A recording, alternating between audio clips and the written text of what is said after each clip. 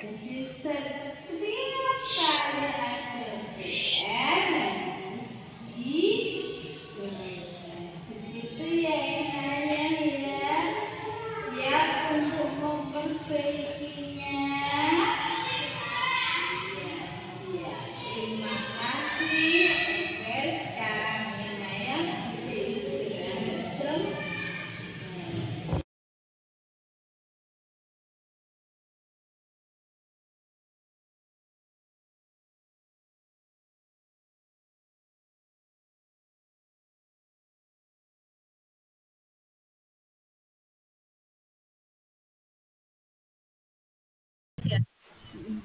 Ya, Mbak Desi. Saya tak screenshot ke, Mbak. Lo tak Mbak Desi mulai yuk. Assalamualaikum warahmatullahi wabarakatuh. Waalaikumsalam warahmatullahi wabarakatuh. Selamat siang, salam sejahtera bagi kita semua. Saya datang rekan kita dari narasumber yaitu Putri Widi, kemudian teman-teman dari SDN Mangkangwetan 3 dan juga dengan berbagai SD di kecamatan lain yang sudah memberikan kesempatan atau menyempatkan untuk bergabung dalam kegiatan diseminasi pemahaman penerapan budaya positif. Untuk selanjutnya waktu dan tempat kami persilahkan kepada Ibu narasumber yaitu Putri Widi untuk memaparkan materi tersebut. Terima kasih Bu Desi atas waktu yang diberikan. Bismillahirrahmanirrahim. Assalamualaikum warahmatullahi wabarakatuh. Waalaikumsalam. Salam dan bahagia Bapak Ibu guru semua.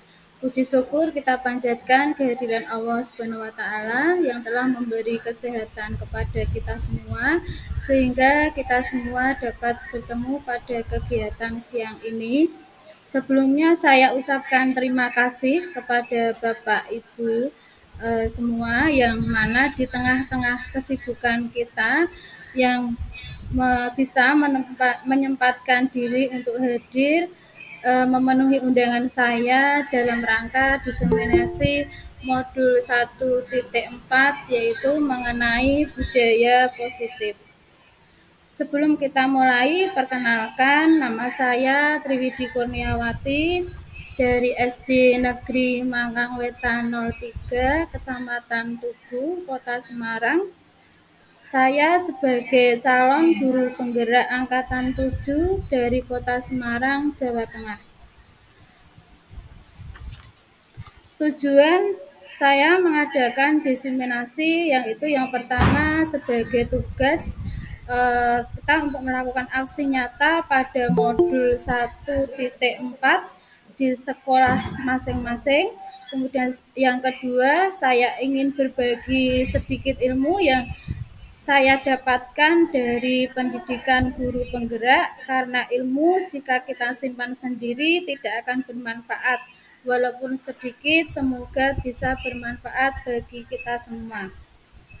Yang ketiga, melakukan kerjasama untuk mewujudkan budaya positif di sekolah kita menjadi lebih baik.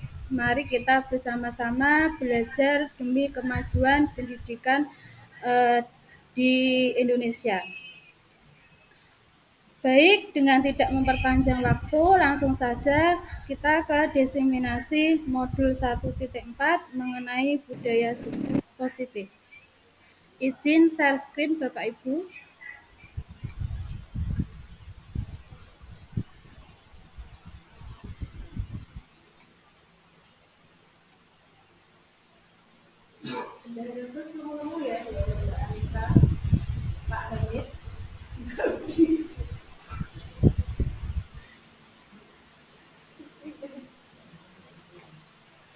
Apakah sudah terlihat Bapak Ibu? Ya, sudah terlihat jelas. Terima kasih ya. Ini untuk aksi nyata di modul 1.4 diseminasi pemahaman dan pengalaman penerapan budaya positif. Sebelum kita masuk ke budaya positif, kita harus mengetahui tujuan pendidikan itu sendiri, yaitu menurut Ki Hajar Dewantara bahwa tujuan pendidikan adalah menuntun segala kodrat yang ada pada anak-anak agar dapat mencapai keselamatan dan kebahagiaan yang setinggi-tingginya, baik sebagai manusia maupun sebagai anggota masyarakat. Nah, guru sebagai pamong memberikan pembelajaran yang berpihak dengan murid, di mana pembelajaran berpusat pada murid dalam menuntun murid sesuai dengan kodrat alam dan kodrat zaman. Peran guru hanya menuntun anak sesuai dengan potensi yang dimiliki masing-masing anak, menuntun mereka sesuai dengan keinginan dan cita-cita mereka. Dalam menuntut kodrat anak, Ki Hajar Dewantara mengibaratkan peran pendidik seperti seorang petani. Anak-anak itu bagaikan bulir-bulir jagung yang ditanam. Bibit-bibit jagung yang kurang baik dapat tumbuh dengan baik karena perhatian dan perawatan dari Pak Tani. Demikian sebaliknya, meskipun biji jagung itu disemai adalah bibit berkualitas baik, namun tumbuh di lahan yang gersang tanpa tangan dingin Pak Tani, maka biji jagung itu mungkin tumbuh namun tidak optimal.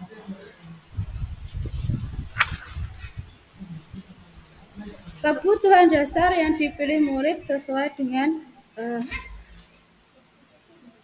berikut. Ya.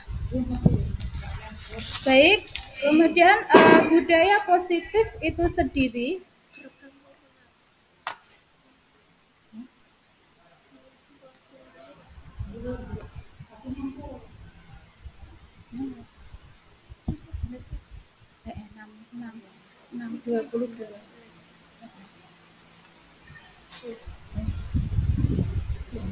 duduk. Oke. Nah. Baik, saya lanjutkan Bapak Ibu. Nah, kita masuk ke budaya positif. Budaya positif di sekolah yaitu nilai dan kebiasaan yang berpihak pada murid agar mereka dapat berkembang menjadi pribadi yang kritis, penuh hormat dan bertanggung jawab sesuai dengan profil pelajar Pancasila.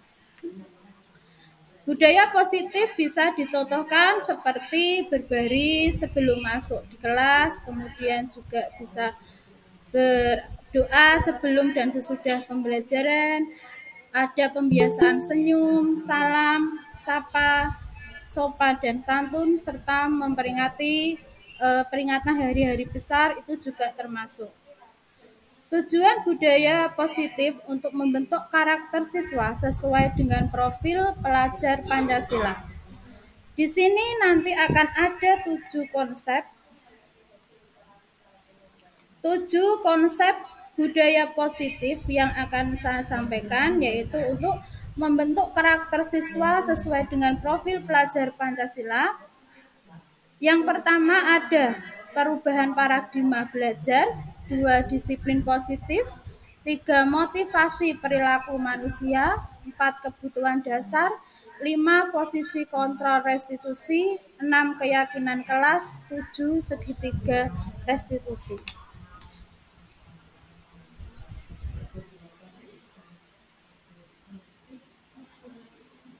Yang pertama adalah perubahan paradigma belajar, yaitu dalam membangun budaya positif, sekolah dapat menyediakan lingkungan yang positif, aman, dan dengan merdeka dan bertanggung jawab.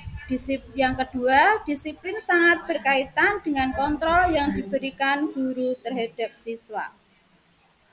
Dalam menciptakan budaya positif diperlukan lingkungan yang aman dan nyaman. Sebagai contoh diumpamakan jika kita ibaratkan anak diminta untuk menggenggam atau mengepalkan tangannya sambil membayangkan menyimpan sesuatu yang sangat berharga. Kita bayangkan anak pada diri kita. Seandainya kita diminta untuk menggenggam atau mengepalkan tangan membayangkan bahwa ada menyimpan sesuatu yang sangat berharga dan ada temannya yang mencoba untuk segala cara membuka keparan tersebut untuk membujuk, ya akan ada muncul dua kemungkinan. Anak akan bersedia membuka ataupun anak akan tetap bertahan menutup kepalan tangannya. Dari sini dapat kita ketahui bahwa kita sendiri yang akan memegang kontrol pada diri kita masing-masing sesuai dengan kebutuhan dasar kita. Ilusi guru mengontrol murid. Pada dasarnya, kita tidak dapat memaksakan murid untuk berbuat sesuatu jikalau murid tersebut memilih untuk tidak melakukannya. Walaupun tampaknya guru sedang mengontrol perilaku murid, hal demikian terjadi karena murid sedang mengizinkan dirinya dikontrol. Saat itu bentuk kontrol guru menjadi berperan.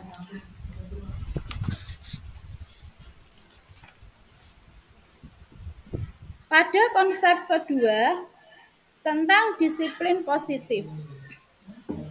Disiplin sendiri adalah kemampuan memerintahkan diri sendiri dan mengontrol dan menguasai diri untuk memilih tindakan yang mengacu pada nilai-nilai yang kita hargai. Nilai-nilai kebajikan yang tertuang pada profil pelajar Pancasila dengan penuh tanggung jawab tanpa perintah orang lain. Sedangkan disiplin positif merupakan pendekatan mendidik anak untuk melakukan kontrol diri dan pembentukan kepercayaan diri.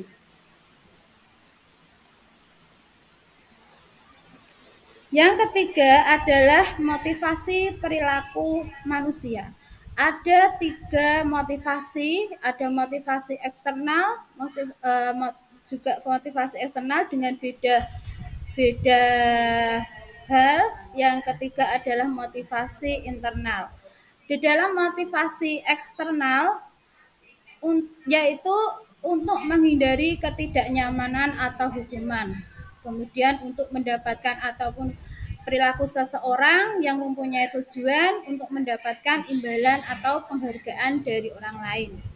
Sedangkan motivasi internal itu untuk menjadi orang yang mereka inginkan dan menghargai diri sendiri dengan nilai-nilai yang mereka percaya.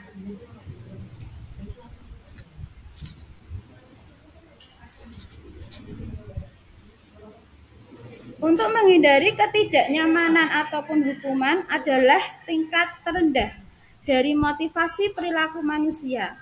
Biasanya orang yang motivasi perilakunya untuk menghindari hukuman atau ketidaknyamanan akan bertanya, apa yang akan terjadi apabila saya tidak melakukannya? Sebenarnya mereka sedang menghindari permasalahan yang mungkin muncul dan berpengaruh pada mereka secara fisik, psikologis maupun tidak terpenuhinya kebutuhan mereka. Bila mereka tidak melakukan tindakan tersebut, motivasi ini bersifat eksternal. Kemudian yang tadi kedua, untuk mendapatkan imbalan ataupun penghargaan dari orang lain, satu tingkat di atas motivasi yang pertama. Di sini orang berperilaku untuk mendapatkan imbalan atau penghargaan dari orang lain. Orang dengan motivasi ini akan bertanya, apa yang akan saya dapatkan apabila saya melakukannya. Mereka melakukan sebuah tindakan untuk mendapatkan pujian dari orang lain yang menurut mereka penting dan mereka letakkan dalam dunia berkualitas mereka. Mereka melakukan sesuatu yang hanya untuk mendapatkan hadiah atau pengakuan atau imbalan. Yang ketiga tadi, untuk menjadi orang yang mereka inginkan dan menghargai diri sendiri dan nilai mereka percaya. Orang dengan motivasi ini bertanya akan menjadi orang seperti apa saya melakukannya. Mereka melakukan sesuatu karena nilai-nilai yang mereka yakini dan hargai. Dan mereka melakukan karena mereka ingin menjadi orang yang mereka yakini tersebut. Ini adalah motivasi yang akan membuat seseorang memiliki disiplin positif karena motivasi berperilakunya bersifat internal, bukan bersifat eksternal.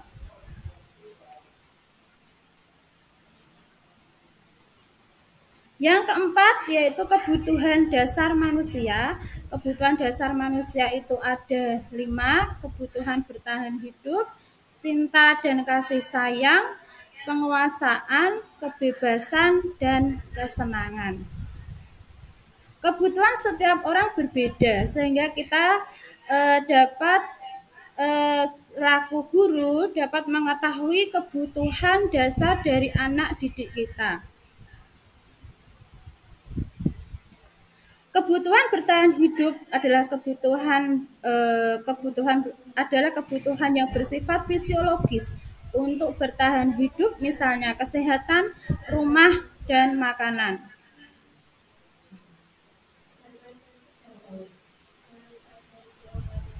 Kebutuhan yang kedua, kasih sayang dan cinta dan rasa diterima. 3 kebutuhan berikutnya adalah kebutuhan psikologis. Kebutuhan untuk disayangi dan diterima meliputi kebutuhan akan hubungan koneksi sosial, kebutuhan untuk memberi dan menerima kasih sayang, dan kebutuhan untuk merasa menjadi bagian dari suatu kelompok. Yang ketiga, penguasaan. Kebutuhan ini berhubungan dengan kekuatan untuk mencapai sesuatu, menjadi kompeten, menjadi terampil, diakui atas prestasi dan keterampilan kita, didengarkan dan memiliki rasa harga diri. Kebutuhan ini meliputi keinginan untuk dianggap berharga, bisa membuat perbedaan, bisa membuat pencapaian kompeten, diakui dan dihormati.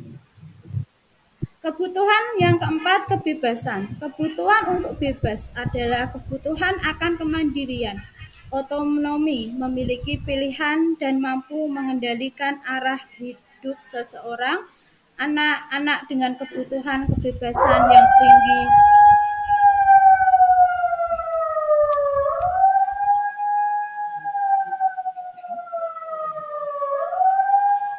ya, tunggu sebentar.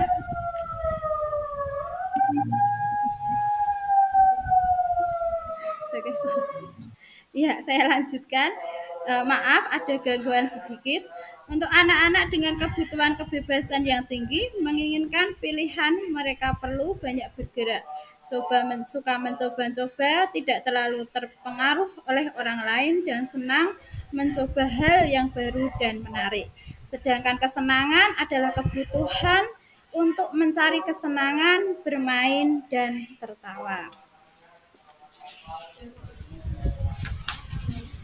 Dalam kasus ini, Bapak Ibu bisa menyimak bahwa di sini ada seorang ibu yang bu guru ya, bernama Ibu Ambar, guru wali kelas 2A di SD Pelita Hati, sedang bingung menghadapi ulah salah satu muridnya di kelasnya yang bernama Doni. Beberapa anak di kelas 2A telah datang padanya dan mengeluhkan Doni yang sering kali meminta bekal makan sehingga mereka dengan paksa. Jika Anda menghadapi situasi seperti Bu Ambar, apa yang akan Anda lakukan menurut Anda? Kira-kira apa alasan Doni melakukannya? Nah, dari kasus ini, kira-kira apa Bapak Ibu?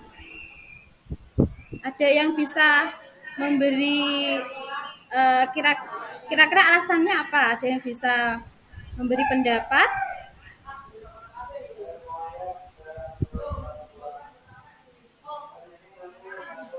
Kira-kira kenapa Doni itu sering meminta bekal makan siangnya kepada teman-temannya? Itu kira-kira mengapa Bapak Ibu? Ada punya pendapat? Monggo. Ya, bisa jawab. Ya, Bu Dia, silahkan. Si Doni kenapa meminta-minta kepada temannya? Mungkin karena kebutuhan ekonominya kurang tercukupi. Ada kebutuhan yang kurang dari orang tuanya, Ya. belum terpenuhi. Ya, terima kasih. Ada tanggapan lain mungkin dari Bapak Ibu yang lain?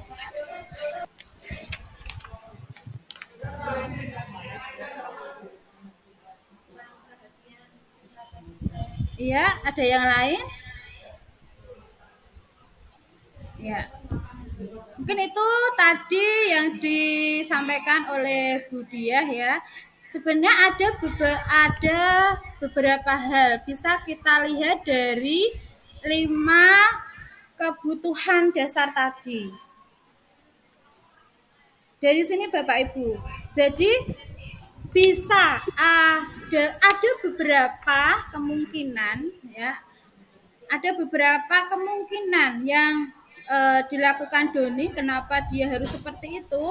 Bisa karena untuk alasannya bertahan hidup. Karena di sini kemungkinan Doni lapar dan orang tuanya tidak membawakan bekal makan siang, itu berarti masuk di dalam kebutuhan dalam hal bertahan hidup. Bisa juga Doni merasa senang jika temannya jadi memperhatikan dia. Nah, kalau temannya memperhatikan dia, maka kebutuhan dia akan kasih sayang. Nah, bisa dilihat dari segi penguasaan. Penguasaan itu jika Doni merasa hebat karena temannya jadi takut dengan dia dan menuruti keinginannya. Nah, untuk bisa juga dilihat dari kebutuhan kebebasan, Doni merasa bosan dengan bekal makanannya yang dibawa ibunya dari rumah karena ibunya selalu membawa bekal yang sama. Dan untuk dari segi kesenangan itu juga kemungkinan bisa dari Doni menikmati ekspresi wajah teman-temannya yang kesal. Karena temannya kesal sehingga dia merasa senang. Jadi ada beberapa kemungkinan, ada 5 sesuai dengan kebutuhan yang Doni harapkan. Baik Bapak Ibu, untuk yang kelima adalah 5 posisi kontrol, yaitu ada penghukum, ada posisi teman, dan ada yang ketiga pembuat orang merasa bersalah, yang keempat posisi sebagai pemantau, yang kelima adalah posisi manajer. Kelima posisi ini biasanya diterapkan oleh Bapak Ibu guru. Cuma kita belum tahu. Terkadang kita sudah menerapkan tetapi belum tahu kita ini masuk di posisi kontrol yang mana di antara kelima ini. Untuk ini saya akan share video berkaitan dengan 5 posisi kontrol.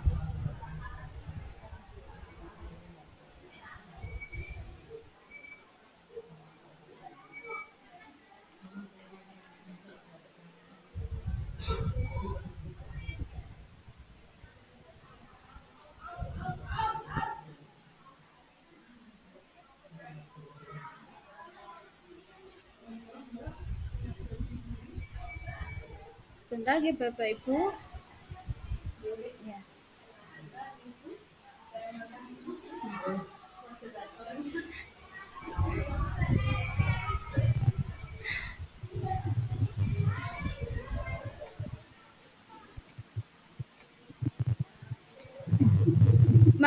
Silahkan kita simak bersama-sama video yang akan saya ya.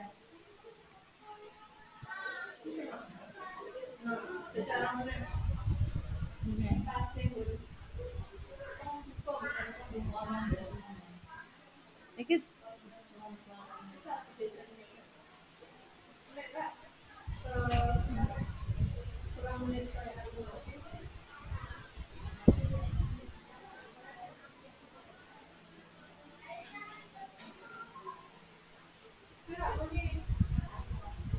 oh iya.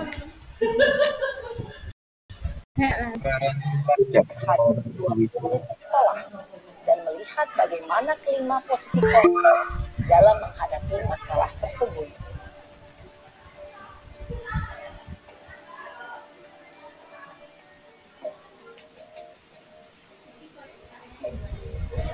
Mbak, Mas video udah masuk kok Mbak Desi.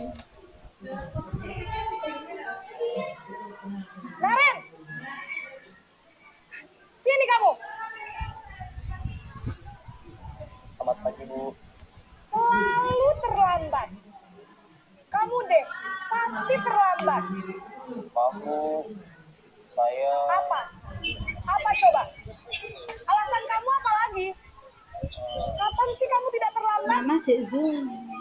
Malas sekali ya kamu jadi anak. saya Dasar pemalas. Gak kapok-kapok sih kamu. Sudah berapa kali terlambat? Sana, kamu keliling lapangan basket 2 kali. kenapa saya harus keliling lapangan basket, Bu? Kenapa? Kamu mau lawan ibu? Berani-beraninya jawab. Ya, Sudah ya. terlambat, masih berani jawab Ya. pula. Pesen teh. Sekarang keliling lapangan basket Pesen 5 teh, kali Bre. sekalian. Biar kapok. Cepat. Pergi sana ke lapangan basket. Posisi penghukum biasanya berbicara dengan nada tinggi, menghardik, menunjuk-nunjuk, menyakiti, dan menyindir. Hukuman bisa berupa fisik maupun psikis. Ibu dan bapak guru hebat. Dampak yang terjadi pada murid ketika guru berada pada posisi penghukum adalah murid cenderung akan memberontak, bahkan menyimpan dendam.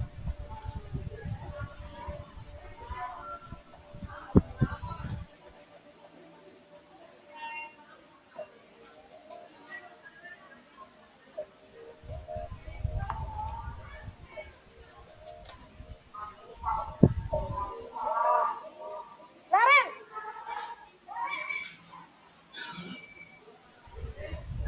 Selamat pagi, Bu. Naren, kamu kenapa terlambat lagi, nak? Ya Tuhan, Naren, kamu senang ya bikin ibu susah ya? Kalau kamu terlambat lagi, nanti ibu yang ditegur bapak kepala sekolah, nak. Disangka ibu tidak bisa membina kamu. Duh, gimana ini? Maaf, Bu. Duh, Gusti Naren. Kamu suka ya kalau ibu ditegur bapak kepala sekolah? Terus, sekarang ibu harus tulis apa yang di buku absen? Ini kamu sudah sering terlambat loh. Ibu harus apa coba? Maaf, Bu. Maaf sekali. Ya sudah, lain kali jangan bikin ibu susah lagi ya, nak ya. Ibu tidak akan kuat lagi kalau kamu begini terus. Bisa jantungan kalau ibu tegur bapak kepala sekolah. Sana cepat kelas. Maaf ya, Bu. Maaf sekali. Posisi pembuat rasa bersalah berbicara dengan nada tenang, cenderung lembut. Namun kata-kata yang diutarakan membuat murid merasa menjadi orang yang gagal, memandang buruk dirinya sendiri, merasa tidak berharga, dan tidak sanggup membahagiakan orang lain. Ketika guru mengambil posisi pembuat rasa bersalah, murid akan menganggap dirinya yang bersalah dan dia akan menyimpan emosi negatif tersebut dalam dirinya.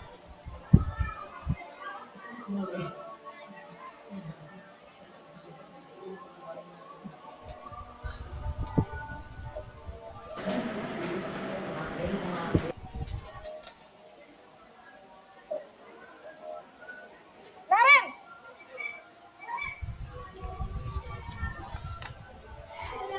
Selamat pagi, Bu. Wah, sudah jam berapa ini, nak? Terlambat lagi ya, sayang. Iya, Bu. Habis ibu saya lupa bangunkan saya, Bu. Kamu malah menyalahkan ibu kamu. Kamu bukannya anak yang larinya paling kenceng. Kok terlambat sih? Iya, Bu. Saya memang terlambat bangun tadi. Jadi, biarpun saya lari kencang, tetap gak kekejar, Bu. Ya sudah sana. Nanti lain kali larinya lebih kenceng lagi ya. Biar gak terlambat lagi. Bikin seneng ibu. Demi ibu. Bisa kan? Bisa lah, Bu. Ya sudah sana masuk kelas. Ibu beresin urusan absen kamu. Kamu ini ada-ada saja. Dalam posisi teman, guru berbicara dengan nada suara ramah, akrab, cenderung bersenda gurau untuk menjaga suasana tetap santai. Murid akan merasa senang, aman, dan akrab dengan guru. Identitas yang tercipta adalah identitas sukses atau berhasil. Namun, Perlu diingat, karena ini masih dorongan eksternal, maka ada faktor ketergantungan dari murid kepada orang tertentu. Di sini guru absennya, sehingga di lain waktu murid bisa berperilaku baik, namun hanya kepada orang-orang tertentu saja.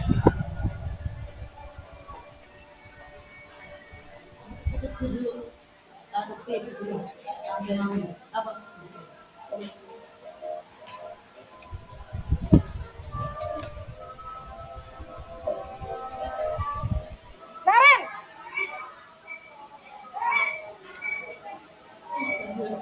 Selamat pagi, Bu. Naren, apa peraturan sekolah kita tentang jam berapa kita harus masuk sekolah, nak? Kita harus di sekolah jam 7, Bu. Iya, betul. Sekarang sudah jam 7.20. Naren sudah tahu konsekuensinya jika terlambat hadir. Paham, Bu. Saya harus tinggal kelas pas jam istirahat selama 20 menit. Ya, benar. Konsekuensinya demikian. Jadi nanti jam 9.30, pas istirahat, kamu harus tinggal di kelas, kerjakan tugas tambahan untuk ketertinggalan kamu, ya? Baik, Bu. Posisi pemantau mengandalkan perhitungan atau data untuk mengontrol murid.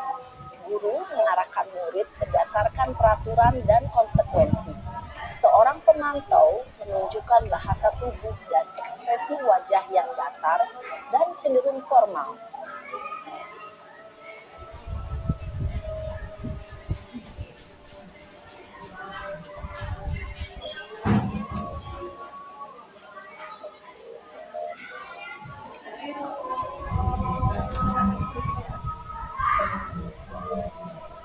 Naren!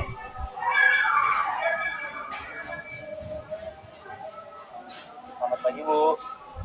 Selamat pagi, Naren. Maaf, Bu. Saya terlambat. Iya, sekolah masuknya jam 7, sekarang sudah jam 7.20. Jadi sekarang bagaimana ini, Naren? Maaf, Bu. Saya lupa setel alarm saya semalam. Baiklah, menurut kamu, keyakinan sekolah yang mana yang perlu kamu tingkatkan? Menghargai diri sendiri dan orang lain mungkin ya, Bu. Setuju. Jadi, apakah Naren meyakini prinsip saling menghormati tersebut? Iya, Bu. Saya meyakininya. Apakah Naren bersedia memperbaiki masalah keterlambatan ini? Bersedia, Bu. Bagaimana kamu akan perbaiki masalah keterlambatan ini? Saya akan coba untuk tidak lupa menyetel alarm saya, Bu. Baik, kalau Naren lupa menyetel alarm di rumah, ada orang yang kira-kira bisa bantu mengingatkan tidak? Ada, Bu.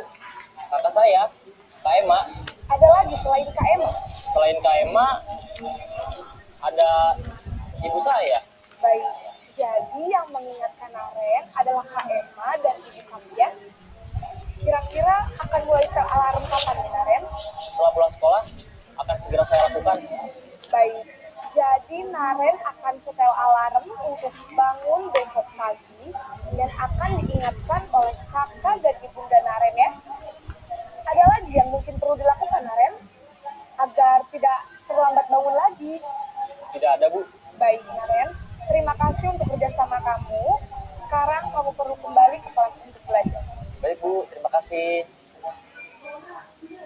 Posisi manajer adalah posisi kontrol yang disarankan untuk membimbing murid memiliki sikap disiplin yang positif, yaitu murid yang mandiri, bertanggung jawab, dan dapat memecahkan masalah. Tujuan dari posisi ini adalah agar murid dapat berefleksi atas tindakannya. Guru akan dengan tulus memberikan pertanyaan-pertanyaan bermakna, sehingga membuat murid dapat belajar dari kesalahannya dan mencari sebuah solusi untuk menyelesaikannya. Ibu dan Bapak guru hebat, setelah mengamati adegan kelima posisi kontrol tadi, kira-kira posisi mana yang paling ideal? Posisi mana yang dapat? Baik, Bapak Ibu, tadi kita sudah menyimak 5 posisi kontrol. Ada penghukum, ada merasa bersalah, pembuat merasa bersalah, ada posisi sebagai teman, kemudian ada sebagai pemantau dan juga sebagai manajer. Dari kelima posisi tadi, sebenarnya kita terkadang sudah melaksanakan posisi tersebut. Dari 5 tadi, yang mana yang baik dalam diterapkan dalam menghadapi situasi di sekolah? Tentunya dari kelima posisi tadi adalah posisi yang paling ideal adalah sebagai posisi manajer. Ya. Saya izin share screen kembali.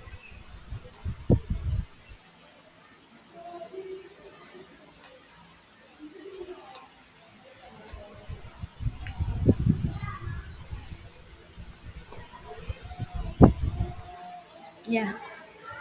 Ini Bapak Ibu tadi 5 posisi kontrol yang sudah kita simak tadi, bahwa posisi yang paling ideal adalah posisi manajer, di mana anak bisa memecahkan masalahnya, mengetahui kesalahannya, kemudian memecahkan masalah tersebut. Yang keenam adalah keyakinan kelas. Keyakinan kelas adalah nilai-nilai kebajikan atau prinsip-prinsip universal yang disepakati bersama secara universal, lepas dari perbedaan agama, suku, negara, dan bahasa. Menurut Gosen, suatu keyakinan akan lebih memotivasi seseorang dari dalam atau intrinsik. Seseorang akan lebih bersemangat untuk menjalankan keyakinannya daripada hanya sekedar mengikuti peraturan. Dari keyakinan kelas ini, nilai-nilai kebajikan yang kita peroleh, nilai kebajikan apa saja, bisa dari yang sesuai dengan profil pelajar Pancasila, bisa beriman, mandiri, bernalar kritis, kebinekaan global, gotong royong, dan kreatif. Di samping dari profil pelajar Pancasila, nilai-nilai kebajikan yang kita peroleh bisa tadi toleransi, menghargai orang lain, rasa hormat, integritas, mandiri, ada rasa empati, rasa kerjasama, rasa kreativitas, dan rasa percaya diri, mandiri, dan tentunya bertanggung jawab. Yang ketujuh adalah segitiga restitusi, yaitu penerapan segitiga restitusi ada 3 langkah, yaitu yang pertama menstabilkan identitas, yang kedua validasi tindakan yang salah, yang ketiga menanyakan keyakinan. Nah, dalam segitiga restitusi ini adalah suatu langkah di dalam posisi manajer. Di dalam memposisikan guru, memposisikan diri sebagai posisi manajer, tentunya melakukan langkah-langkah yang sesuai, yaitu pada segitiga restitusi ini.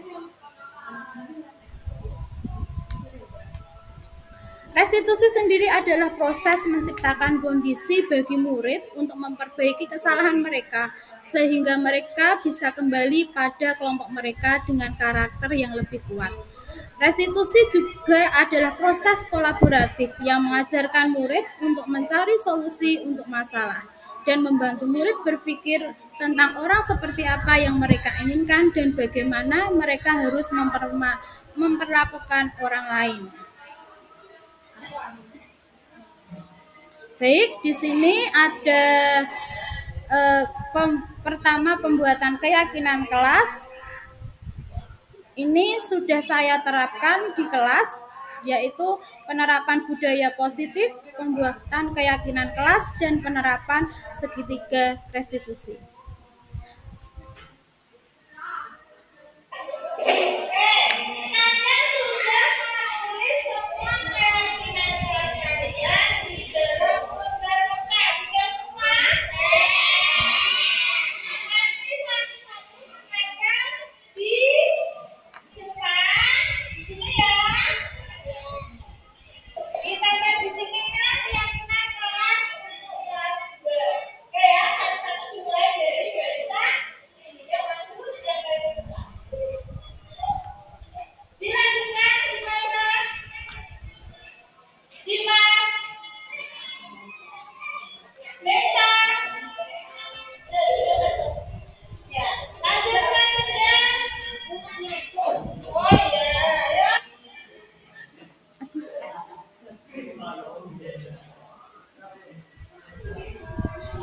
sebentar.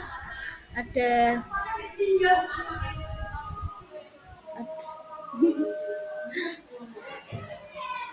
sebentar ya Bapak Ibu, saya ulangi lagi untuk kegiatannya.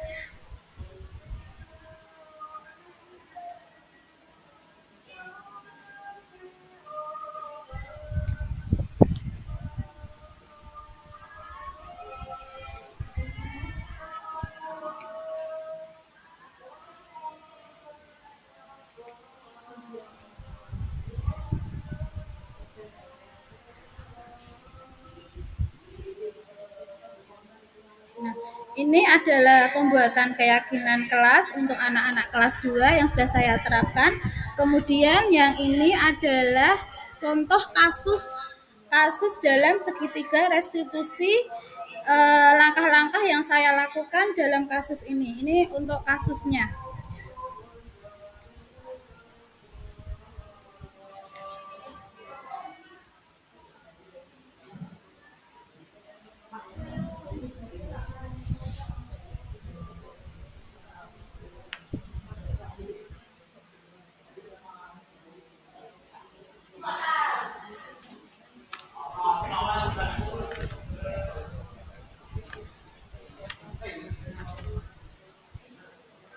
Bapak Ibu, ini adalah untuk pemecahan masalah penerapan segitiga restitusi yang saya lakukan di kelas 2 yang saya ampu.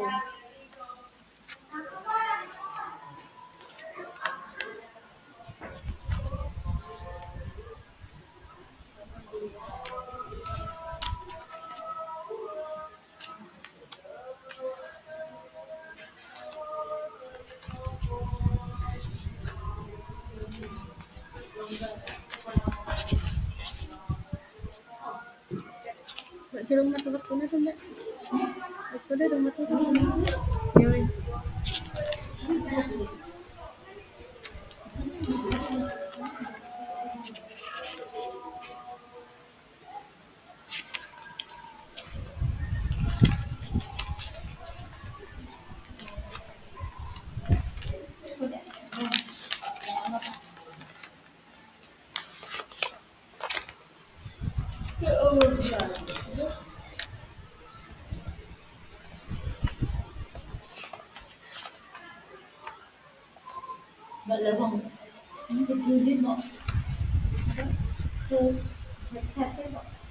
Oh, buka.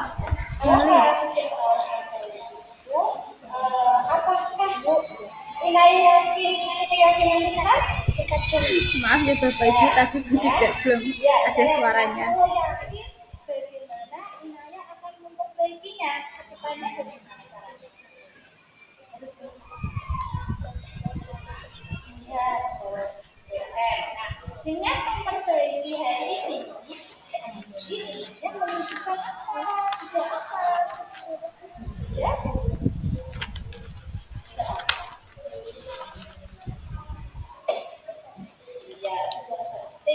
ya. Kemudian rencana Inaya melakukannya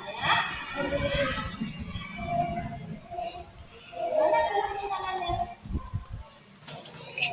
Iya, mau mulai kapan nanti mau? Iya, setiap hari kita ada Inaya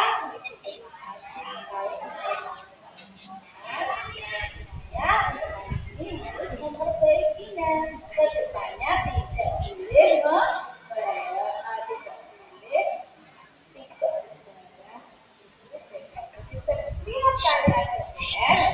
itu ya namanya ya siap untuk memperbaikinya. Terima kasih ya yang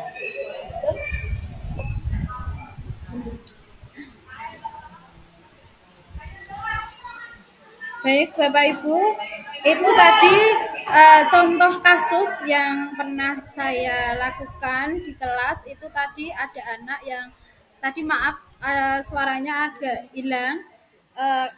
Kasusnya adalah anak tersebut tidak membawa buku PR-nya. Dari suatu kasus atau permasalahan di dalam Di dalam kelas kita sikapi dengan sebagai posisi manajer. Posisi manajer di sini di mana anak diingatkan kembali keyakinan kelas yang kita sudah buat di dalamnya tadi di awal, keyakinan apa saja, misalnya tidak boleh menyontek, tidak buku PR harus dibawa, membawa buku sesuai jadwal. Semua keyakinan kelas itu sudah atas dasar dari anak sendiri. Jadi keyakinan itu sudah sebagai keyakinan kelas yang anak-anak harus dipahami dan harus dilaksanakan. Jadi keyakinan ini setelah anak-anak memberikan keyakinan kelas tetapi masih ada pelanggaran, tentunya kita hanya mengingatkan kembali keyakinan kelas kita apa. Nah, di situ setelah anak sudah tahu kesalahannya, kemudian bagaimana cara mengatasinya. Anak sendiri yang akan memecahkan masalah.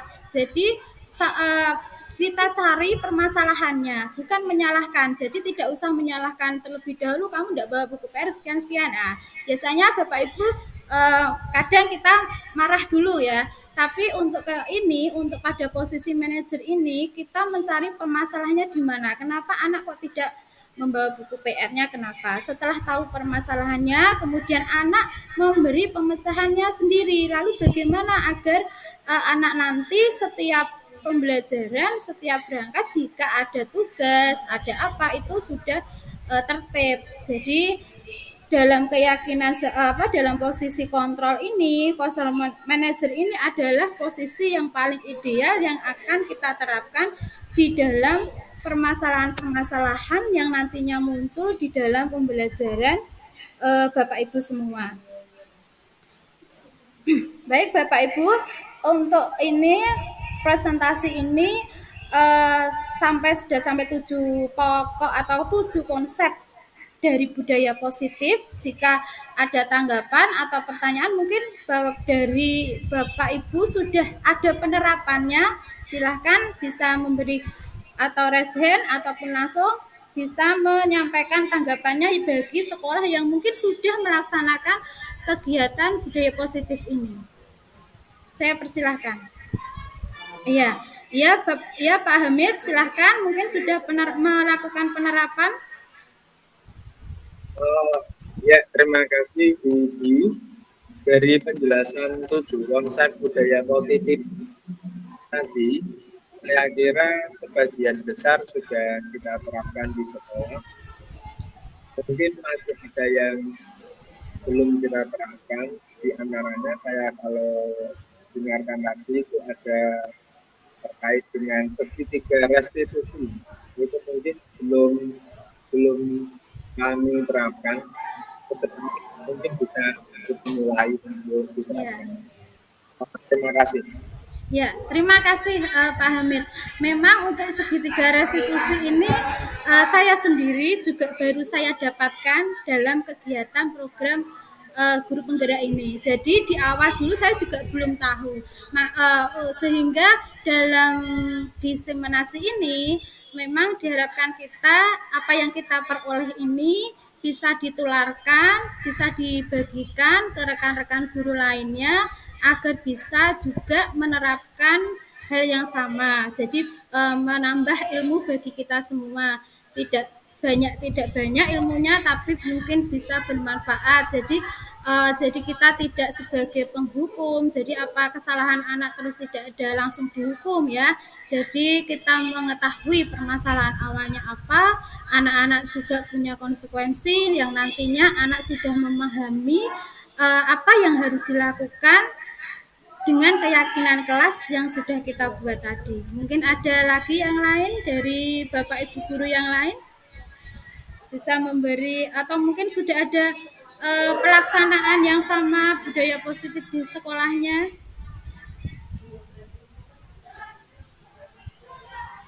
Silakan Bapak Ibu. Sambil menunggu Bu Ika, ini Bu Ika. Saya Bu Ika, mohon maaf untuk kamera tidak bisa saya on kan nggih karena error ini laptopnya. Kalau untuk di sekolah saya nggih di SD Jati Barang 3 itu untuk pembiasaan sudah terlaksana nggih. Untuk budaya positif itu sudah ada di sini, setiap kelas sudah melaksanakan keyakinan kelas. Jadi setiap murid seperti apa yang tadi sudah ditampilkan oleh Bu Widi tadi gitu. Jadi keyakinan kelas itu kita buat kesepakatan bersama dengan siswa. Dan kemudian jika ada murid itu yang melakukan kesalahan, kita mulai sudah tidak serta-merta menghukum murid gitu. Jadi kita tanyakan dulu permasalahannya apa gitu. Jadi kita tahu sebab anak itu melakukan kesalahan itu karena apa gitu.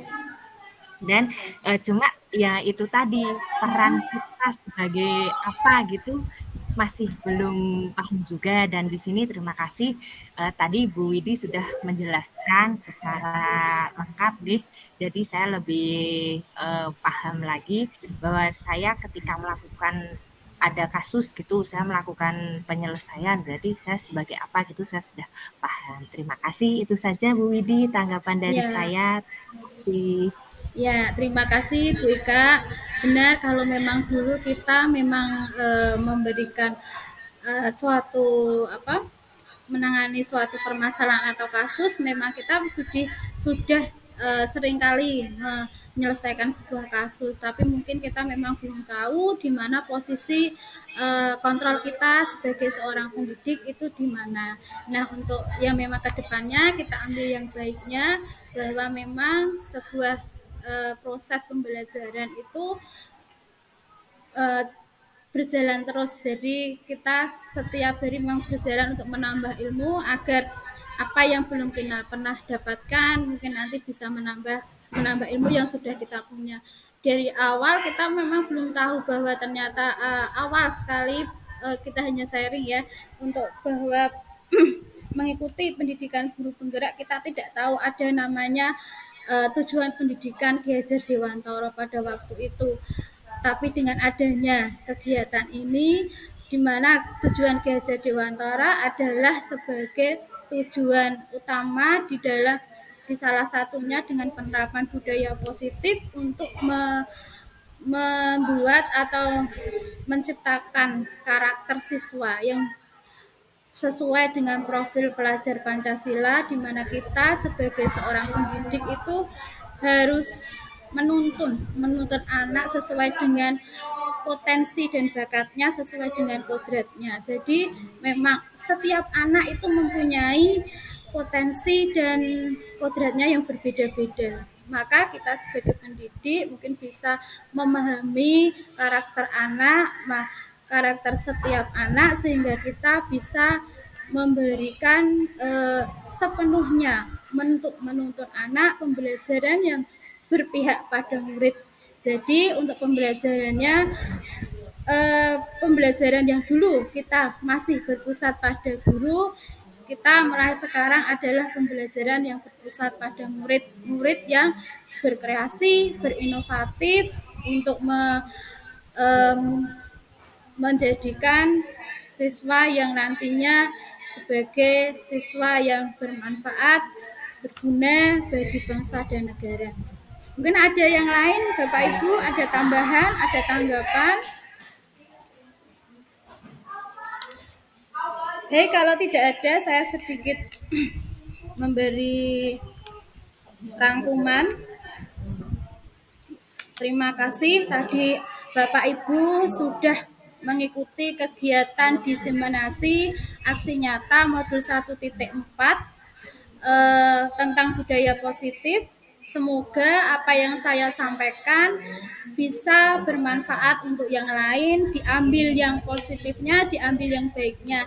Yang jika ada kekurangan ataupun kesalahan dalam ucapan ataupun perbuatan, saya sebelumnya minta maaf. Dan saya juga berterima kasih kepada semua Bapak Ibu yang berkenan hadir dalam kegiatan JIMIT hari ini. Saya cukupkan sekian. Wassalamualaikum warahmatullahi wabarakatuh.